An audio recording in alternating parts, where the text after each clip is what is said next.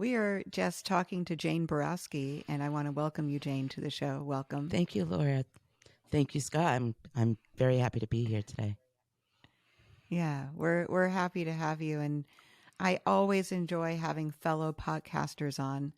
And I wanted to see if you could tell us one thing that really surprised you about hosting a podcast, something you didn't expect. Oh, there was actually a few things, but I think the positive feedback that I've gotten has been amazing, and people are very opinionated, and a lot of our feedback has been so positive, such positive. Like the responses to your stories, Yeah, exactly. where people are connecting and resonating. Exactly. I mean, I've had so many people say I've never felt so heard. So that tells me that, even though I felt so alone for so long, suffering with my PTSD and all that, it's incredible to know that there's so many people out there that are also suffering the same way I have been. Yeah, I mean that's the thing about sharing painful experiences, is that when we share them, there's a Swedish expression that a truth shared is halved, meaning that you only carry half the burden afterward, and then someone else gets to feel seen and heard as well. So exactly. I also join in thanking you for sharing your experiences.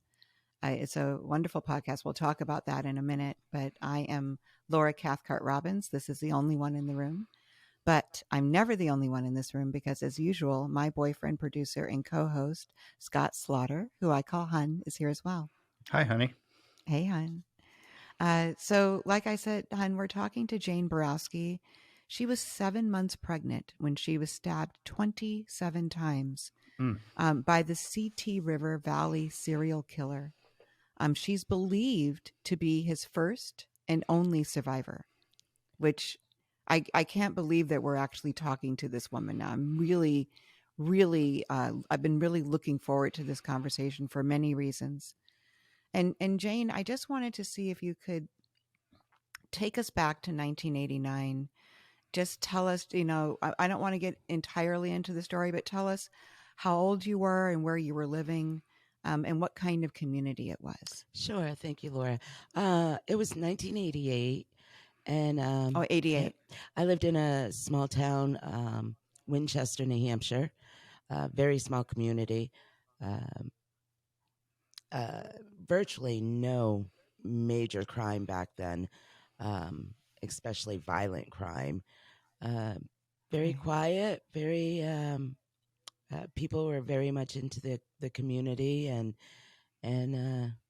yeah, it was. I felt safe. How many people would you say you felt safe? Yeah, a very safe community. Yeah. I think about the town that I lived in. I believe was about 4,000 people. 4,000. The town that I was attacked in, I think there was just a little bit more, maybe 5,000 or 6,000 people that lived there. Right. Which could be like a high school class, depending on what city you live in. There are high school classes of 4,000, 3,000 and 4,000. So, okay. This was our senior classes consisted of 30 to maybe 60 students graduating. Yeah. Sure. It's a typical like Northeastern small town. Scott's girls went to Stowe High School, and how many people were in their graduating classes, Hon? About like 300, 200. Okay. So yeah, that's a little bit bigger. No, but wait, still. I totally threw that. There's about 65 people graduated. Yeah.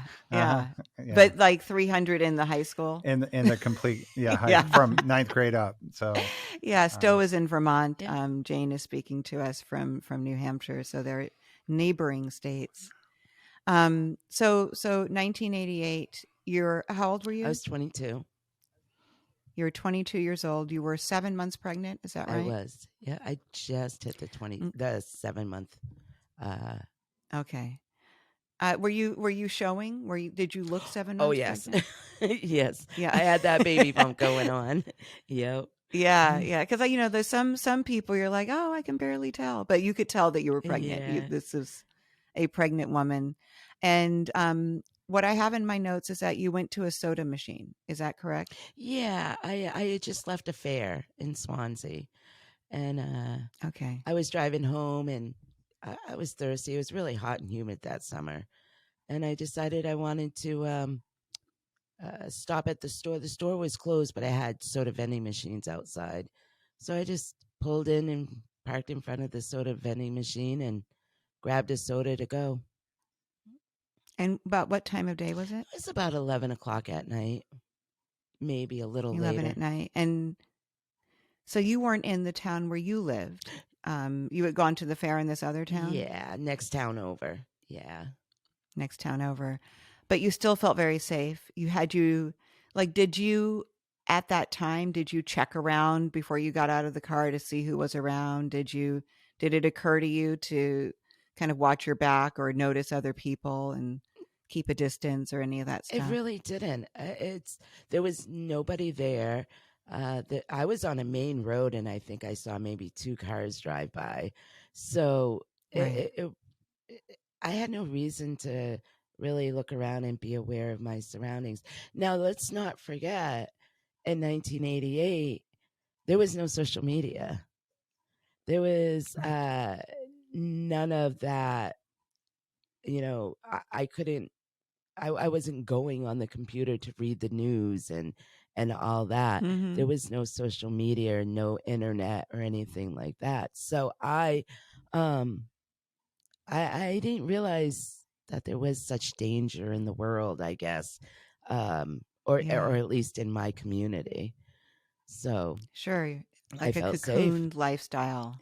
Yeah. And so you're at the soda. No, I don't. You went to the soda machine, and I know that a car pulled up next, and a man asked you, "Does this payphone work?" Is that right? Yeah, I was sitting in my car drinking my soda. I had already got my soda, and I noticed a vehicle came up on my passenger side and parked on my passenger side of my car, and I didn't think anything of it. I didn't even really look and see who was in the vehicle. There was a payphone in front of us, and there was a soda machine. So I just figured he was there to use one or the other. And before I knew it, he was walking around the backside of my car. And as he opened my door at the same time, he asked me if the payphone was working. And so did your alarm bell start going off then because he opened your door? Yes, very much. It was very, very fast. He opened the door. Is the payphone working? And then he immediately tried to grab me and take me out of my car. Can you tell us what he looked like? He was kind of on the slender side, a long face. The hair was combed back, like a receding. White guy. He was white. Yeah, he was white. Mm-hmm. Looked like an average. Like age range? Mid-30s. Mid-30s. Yeah, okay. Early to mid-30s. So sitting in your car, he couldn't see that you were pregnant. No. Until he opened the door, right? Exactly. Yeah. Yeah. So he immediately, you said he opens the door, he asks you if the payphone works, and then he starts to attack you or pull you out of your car. Yeah, he was trying to grab me and take me out of my car. And I just, my mind just triggered that there's no way I'm going with him. And yeah. So I fought. We fought quite a bit in my car. Somehow I got my foot up and I ended up kicking my windshield and smashing my windshield. Wow. And then it was like, that's a lot of power. It was a lot of fighting. Yes.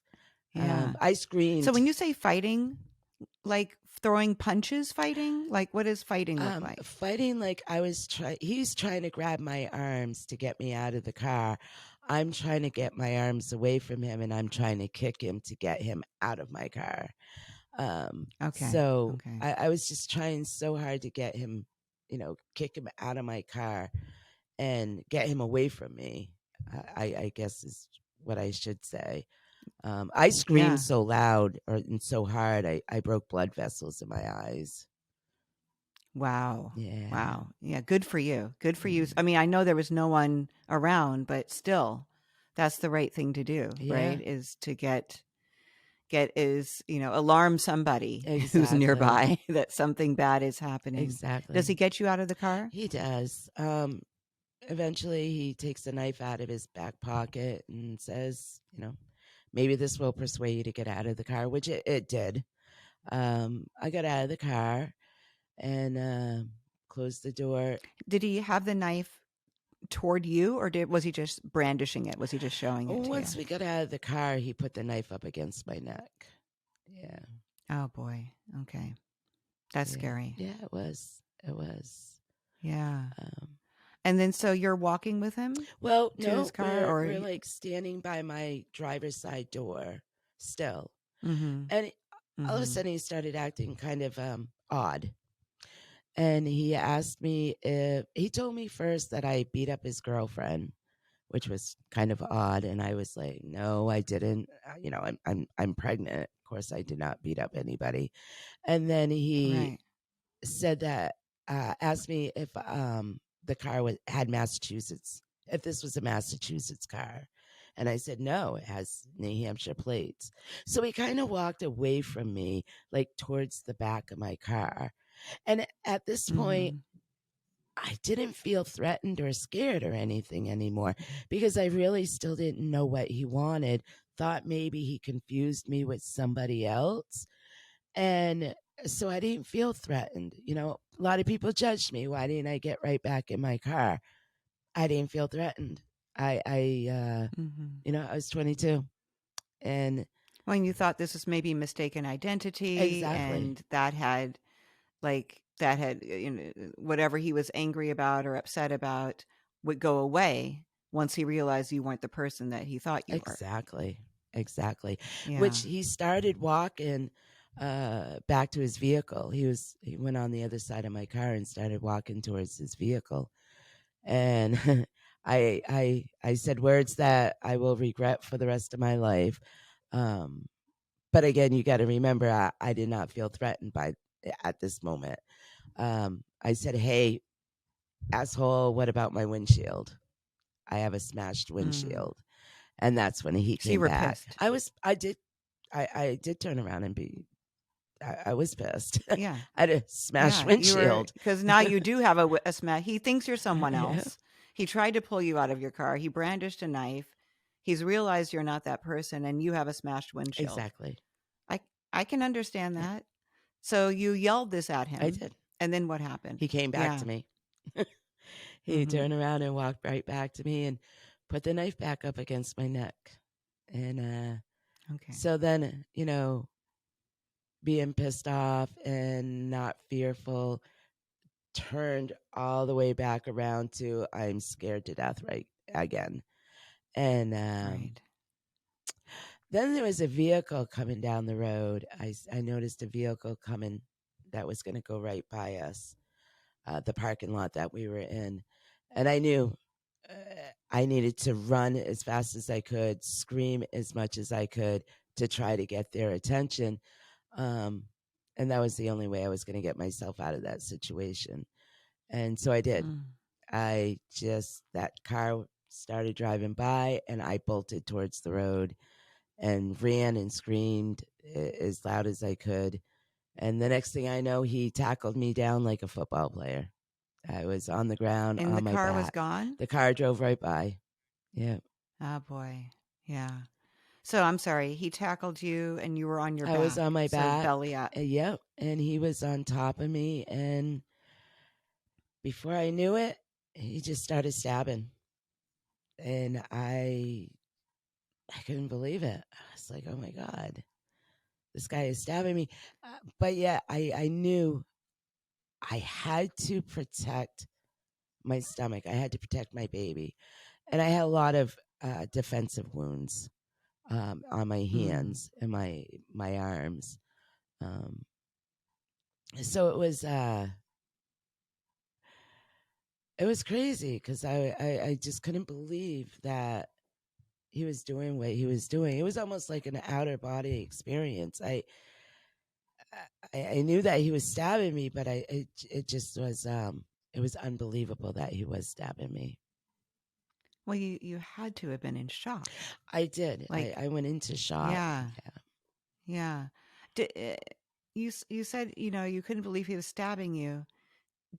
But you were aware of the pain at that time, or was it just the act of being stabbed that you were aware of? I don't remember the pain. All I remember is I wanted him to stop. Right. And all of a sudden he stopped.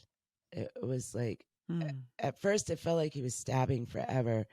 And then he just stopped. I can hear every stab. I can hear the flesh as he was pulling the knife out of me. Oh, and I knew that it was bad. I knew it was bad. But as soon as he stopped, it was like all of a sudden he just got up and walked away. And I can hear him. I can hear him walking across the parking lot.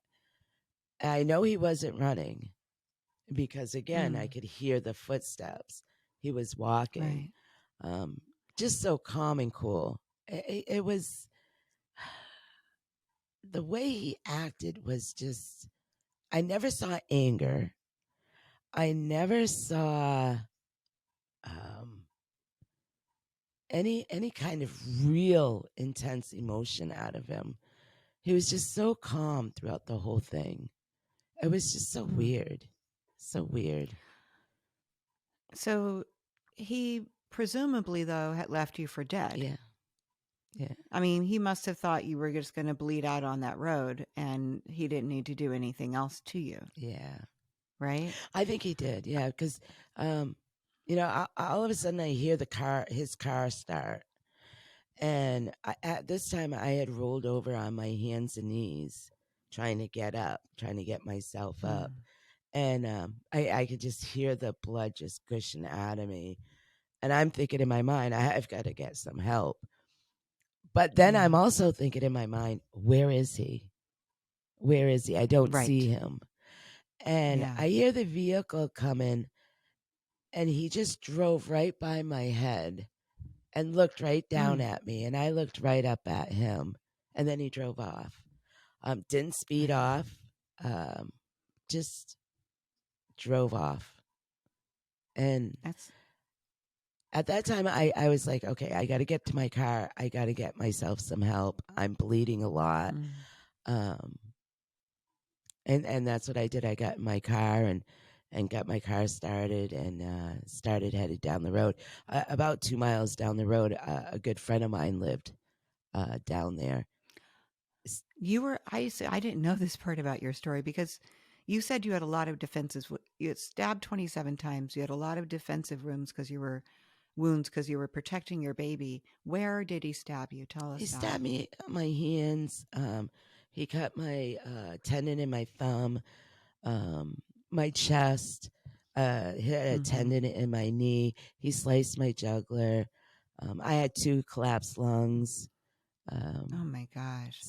Yeah. And you're pregnant, 7 months pregnant, and you were able to drive yourself 2 miles down to your friends? I did. That's incredible. Yeah. I mean, that's some mama bear stuff right there. That's like, I'm going to get my baby to safety regardless right now. So you got to your friend's house, obviously, hopefully they were home. Yeah. Yeah. Yeah. And then he got you to the hospital. Yeah. The rescue came and the cops and all that came and, yeah. I don't remember too much once I got to his house. I collapsed on his stairs. I got out of my car and told him some asshole just stabbed the crap out of me. And I collapsed on the stairs. But so there, I don't remember too much. I remember being a small community, the first cop that showed up, I happened to know. And I just him looking at me and calling for help just really told me how bad it was. I didn't realize how bad it was until I saw the look on his face, and I knew it was bad. Right. I knew it was bad. Yeah. So I would imagine that everybody was really, really hoping the baby would survive. Yes. Right. Like that had to be a priority. Yes. Did they have to intervene so that your baby survived? What happened? No, I ended up carrying her for another 2 months. Full term. Wow. She was full term. Jane, that's amazing. She too is a miracle baby too, because when I had her, she was born with no blood pressure, and she had to be rushed up to Lebanon to be put in NICU. And she was on a machine and everything for about 3 weeks. So she ended up, unfortunately, had to fight for her life twice. Right. First, right. Once in utero. Yeah. And then once after she was born. Yeah. So, but prior to that, while you're still just healing from your wounds and you're in the hospital, what did you find out about who attacked? Did you know that this was, because we're talking about the person that was probably the CT Valley serial killer, right? The Connecticut River Valley serial killer. Yeah, he. I actually read it in the paper. You read it like the next day? Oh no! I was in ICU for about 5 days, and So when I got out of ICU, everybody kind of kept me away from the news, and I mean, news was all over the hospital. There was CNN and WMUR, and like news from everywhere was there. And this is a big story. This was a huge story, but I didn't realize that. So my family kind of kept me away from all that, and I read it in the paper, and the detectives came up to interview me, and one of many times, and I said, "This paper is telling me that this was a serial killer. Is this true?" And they said, "We believe it was." And wow. And then I said, "Okay, this paper is also telling me that I'm the only survivor." And they're like, "We believe you are the only survivor." And then it clicked. My name was all over the paper. But they don't do that anymore, thank God. But back then, the victim's name was everywhere on the news. My name was everywhere on the news. And that was terrifying for me. I was probably the only survivor, the only one that could identify him. He knew where I lived. He knew what town. He knew my name. So it was like being victimized all over again. I was like, oh my God. So, what are the chances of this guy coming back and finishing me off? That went through my mind for quite a while. And that's really when the PTSD started kicking in. I mean, that's really unthinkable, unconscionable to have a killer on the loose, his only surviving victim, recuperating in the hospital. And then you're going to tell this victim's name and where she lives. Yeah. It's almost like making you bait, exactly. for the, yeah. Yeah, let's help him out a little bit more, Right. So how many people had he killed? We believe 8. Wow. They believe. I take that back. They believe that there was 7 victims and then myself. I believe there was 2 more than that. All right, you're going to tell us why you believe that in a minute, but at this point, so there are 7 other victims that they were willing to admit, and then yourself. Were you all the same type? Yeah. Pretty much the same age group. A couple were a little bit older. All victim of opportunity. Right. Right. Was there any other things that connected besides the type, your attack and their killing? Yeah, stab wound patterns. Some of them had a V on their chest, so that was a stab wound pattern on a few of them. Some they were all stabbed. The others were brought to remote areas. Two of the victims were found 500 feet apart, 5 years apart. So he revisited that same area and used that same dumping ground.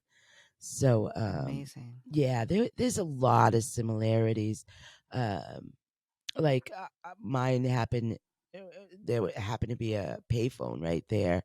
Ellen Freed went missing from the payphone. She was talking to her sister on the payphone. So there's a lot of similarities. Within all of the victims, right? Yeah. So you actually didn't have to provide them. I mean, I'm sure as the only living victim of his, you could provide them with a lot, but they were already on to this guy. Yeah. And then here you are. Did they catch him? What happened? No, these are all still unsolved. And that was one of the reasons why I decided to start the podcast too, is, I don't want these stories to be forgotten. I don't want these victims to be forgotten. These are still unsolved cases. So why do you think it's unsolved? Yours? Oh, I think it's a lot of missed opportunities. And I think now I'm finding out that my case is an active case again. They're also starting to do DNA that they didn't have back then. They're starting to run fingerprints through CODIS again. So I think that it boils down to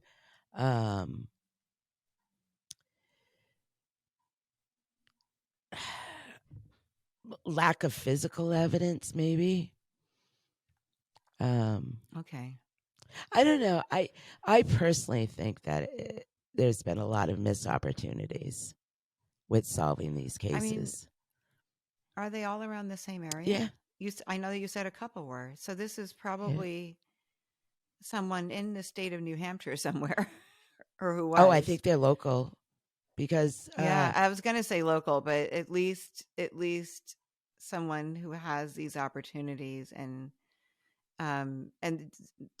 were you able to give them a description of his car? I was. Yes. Yeah, what kind of car was it? It was Jeep Cherokee. Okay. Yeah, Jeep Cherokee. Yeah, Jeep Cherokee. Yeah, 85, 86, 87, brown or green, and it had wood grain sides on it. That's pretty good. That's a lot to go on. Yeah, and so he likes payphones. He drives a Jeep Cherokee. He's mid-30s. He does a lot of hunting. He did a lot of hunting back then. Where I say hunting, where I believe he had routes that he took on a regular basis, looking for a victim of opportunities. And I believe he knew where he was going to bring these victims before he attacked them and took them. Yeah. I believe the areas where he had where the bodies were found, the victims were found, you had to be very familiar with the area to find those areas, and you had to have 4-wheel drive, because a lot of them were back roads. They were all back roads. I see. They were all back roads. Yeah. So he might have actually been a hunter too, and then also a predator. Fisherman. Yeah. Most of the victims were found along the Sugar River, between Kellyville and Claremont and Unity, that area. So you carried your daughter to term. 2 months later, she was born at 9 months, which is always the dream. Yeah. That's always what we want. And then on your site, it talks about hitting rock bottom 10 years ago as a result of a gambling addiction and PTSD. I want to talk about your daughter too, but I want to talk about this first. to kind of tell me what you had to grapple with after you left the hospital with a newborn who had been in the NICU in another town after you had her, right? A town different from the one that you lived in. That's right, right? Yeah. Yeah, she was up in Lebanon. Yeah. Lebanon. And then was the dad in the picture at all? Oh, yes. Yes, I'm still with him. We're married. You're still with him? 37 years. That's wonderful. Wow. Wow. So the two of you then are grappling with this, right? And then your daughter comes home. Talk to us about the PTSD and how that manifested for you, and then how it either fed or led to the addiction. Over the years, like after my attack, I never received any counseling. For when I wasn't offered it, and I never received any. And I was living what I thought was a normal life. I did have times and periods of depression and sadness and angry. I was such an angry person. And it was like almost a gradual thing. I began gambling. Like how? I started off with bingo and okay, I was sitting there with all the little old ladies playing bingo. And then it went to scratch tickets. And then very quickly it went to the casino and slot machines. Okay. So you can gamble in New Hampshire? Massachusetts, which is next down. So you crossed the state line. I did. Mass and Connecticut. I would drive all the way down to Connecticut. And my life was just falling apart, and my gambling was my way of escaping the reality of what really happened to me. I never really accepted my attack. I was more angry about it versus accepting that it happened and own it and just forgive. And then for 20 years, I gambled and hit it. I hit it a lot. Wow. And then So you must have won sometimes. I did, but I put it right back in. I know you didn't win all the time, but you had to have won sometimes if you were able to hide it for 20 years. And I ended up stealing from an organization I love very much. I was a part of the organization for 25 years. And that was my biggest heartbreak with all of it. But yet it saved my life because I stole from the organization. I ended up going to jail. But before I went to jail, I was court ordered to get counseling for the first time in 20 years. And I was, I started going to Gamblers Anonymous meetings. So it actually saved my life. So you got caught stealing from the organization? Yeah, well, I got caught, but I also quickly admitted what I did. You quickly admitted it, and then so they sent you for counseling because they pressed charges. Part of a sentence? They pressed charges. They pressed charges, but I mean, the court sent you to counseling. Is that part of what they do when people get caught stealing? I was able to get into this program called alternative sentencing, and they realized, okay, I have an addiction. Let's start getting you help with your addiction. And so that evolved after a couple of months into, okay, now I got to let my counselor know, in 88, I was attacked and stabbed 27 times by a serial killer and left for dead. Yeah. And she was like, oh, why didn't you tell me this? You have PTSD. Yeah. We have to diagnose you with PTSD. And at first I was like, no, PTSD is for, people that have served like overseas. Vets. And so she gave me a list of symptoms of PTSD. So you go home and you look at this. And the following week I came back and I said, okay, Yeah, I have PTSD. Did very. you have a lot of I them? had almost all of them. Yeah. You had almost all of them. Yeah. Wow. But I felt like, okay, I have PTSD. Now what? Now where do I go from here? I was more scared than anything. And she said, now we heal you. And those were, I still get emotional with it. Those were the greatest words I ever heard in my life. Now we heal. And I didn't realize how screwed up I really was until I started healing. I was like, oh my God, was I messed up? But after, 7 years with a lot of intense healing, I finally became a person I always wanted to be. And I'm so grateful for that. That's such an amazing story. And I just wanted to ask you this because I know that healing usually involves forgiveness. Yeah. And I was going to ask you who it was that you needed to forgive in order to start your healing journey. Well, I was told for quite a few years that I needed to forgive in order for me to feel some kind of peace. And I was like, okay, for one, I'm not going to forgive him. He kind of destroyed my life mentally and physically. Two, I don't even know who to forgive. I don't even know who he is. How could I possibly forgive somebody that tried to kill me? And Oprah Winfrey was on one day, and her definition of forgiveness was huge, and it hit. It hit. I was like, okay, I can do that. I'm not forgiving anybody. I'm forgiving the fact that this happened to me and I had no control over it. And that was huge. And I said, I can do that. I can forgive that. I can forgive. And it just evolved from there. And you could start, you felt a shift? I did. When you were able to access that? I felt like, okay, this is a new beginning for me.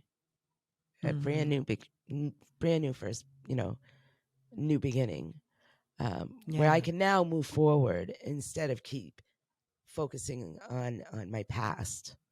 I can now, look forward to a future, a good, healthy, happy future. And so you were like early 40s when you got to sit in front of this counselor and get this help. Is that right? Yeah. Mid 40s. Yeah. Mid 40s. And so how many years ago is that? It was 2010. Yeah, 10 years. 12 years. So 12 years ago. And or as you're listening to this, it's 2023, so 13. Yeah. And so you were able to go on with your life, you just said, which I just love, on your podcast, Invisible Tears from Trauma to Healing. You let go. You said you're letting go of your past, or you let go of your past, but are you helping, because you explore other cold cases, right, on your podcast? Tell us why you started the podcast and why this was important work for you to do. Well, we started the podcast. It was the pandemic had started, and everybody was in lockdown. And so me and my daughter started listening to, my daughter Jessica that survived. We started listening to podcasts, and she punched up my name. And we heard a couple of the podcasts that had my story on there. She was like, oh my God, they're so wrong about so many things, Mom. They cannot possibly tell your story the way you could. And she's like, you need to do a podcast.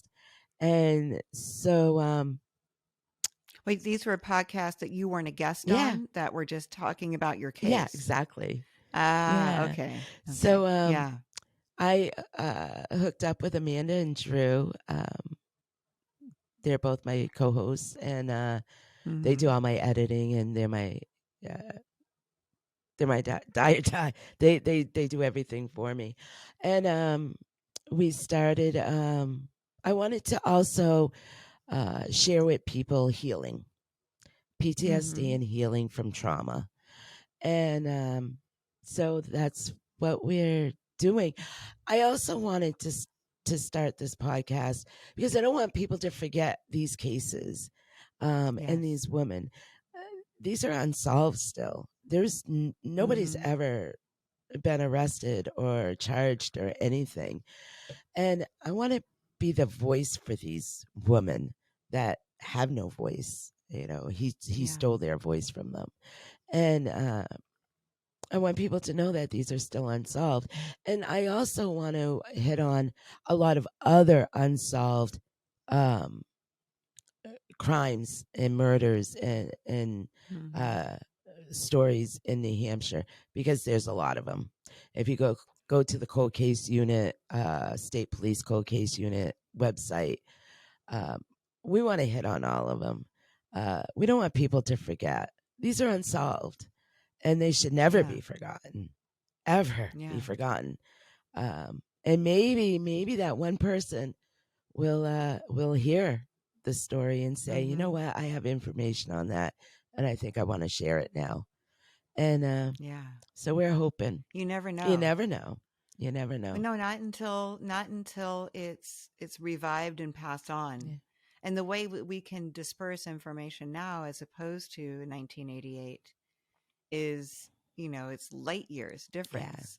Yeah. Someone has probably sent me a post while you and I have been talking that will be relevant to me, that I would never have seen information about in 1988. You know what I mean? Exactly. It would just never would have gotten to me. Yeah, exactly. So, or sent me a podcast, which is also possible. Yeah. Have you met other serial killer survivors? People like you? I have spoken with them on the phone and through Messenger. Yeah, there's been a few. Is there a survivor's guilt? Oh, definitely. Oh, that was huge for me. Yeah. I felt horrible. I felt like I let these families down because the killer still wasn't found after my attack. And I also felt extremely guilty for being the only survivor. I really didn't know how these families would, respond to me, but they've been, their response has been amazing. Well, it's probably, I can't imagine, losing a family member to a serial killer in such a brutal way, but perhaps for them, you are a token of hope in that, because you didn't, for whatever reason, he didn't kill you for whatever reason. You survived for sure. Yeah. But it was also, he didn't get to kill you. He didn't get that leaving you for dead was, that was a terrible, nefarious, horrible thing, but it also saved your life, probably. If he hadn't left you for dead, you couldn't have driven yourself, crawled back to your car and then driven yourself to your friends and gotten the help you needed. I believe I survived because of my daughter. I believe she wanted to survive. I believe you did too. Yeah. So bad that she gave me the strength to survive. Yeah. Yeah. Let's use these last few minutes for you to tell us about your daughter. You said that she is the one who suggested that you start the podcast. She's the real survivor here, isn't she? Because she survived twice. Tell us about her. And she has. And you're a grandma too, I am. She blessed me with a granddaughter, a beautiful granddaughter. She just turned 9, and my daughter. She's the most strongest, loyal person I ever met in my life. She encourages me to be the best person I could be every day. And she has some problems. She has mild cerebral palsy, but she's she tries so hard to just overcome it. And she's a wonderful mom. She's been great at becoming an advocate with bullying in schools, and she was bullied in school, so she's been trying to advocate that more. And she's amazing. And she blessed me with a granddaughter, Cheyenne. So she's definitely my best friend. And I love that. Yeah. I love that. It's all kinds of miracles in your story, Jane. All kinds of them. I'm here for all of them. I love your story. I'm so glad that you came to share it with our listeners. It's so courageous. What you actually lived through took such courage, and then I feel like it's courageous to tell this story as honestly as you do, and to speak honestly and openly about the PTSD that resulted from this and how it led to this addiction. And the counselor who finally saw you said, of course, this is what you have. This is why you have it, and we can heal you. And, there's such a stigma around mental health, and people don't seek the help because it's taboo in certain cultures, in certain areas. For men, for women, it's just, there are all these things that keep us from getting the help we need, but they're invisible barriers. Yeah. Which is like, your podcast, Invisible Tears.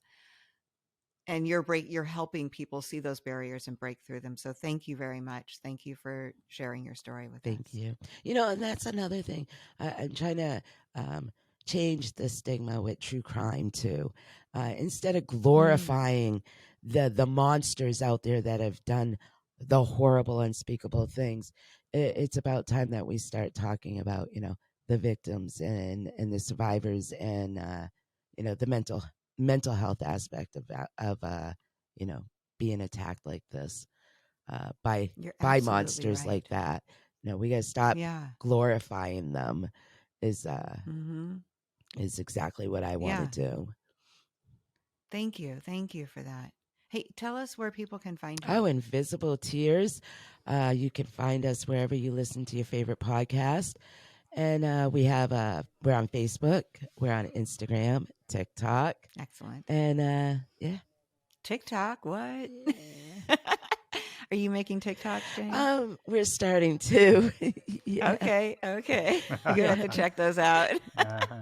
I'm all new. I'm not very good with all this social media stuff and all the tech savvy stuff. So that's why I've got a team. My team, Amanda and Drew, but they're wonderful. They help me a lot with the podcast, and we're a team. We're a team. Everybody needs a team. Oh yeah, everybody needs a team. Thank you so much, Jane. Thank you. Hi, I'm Jane Boroski, and I was the only pregnant woman who survived being stabbed 27 times by a serial killer.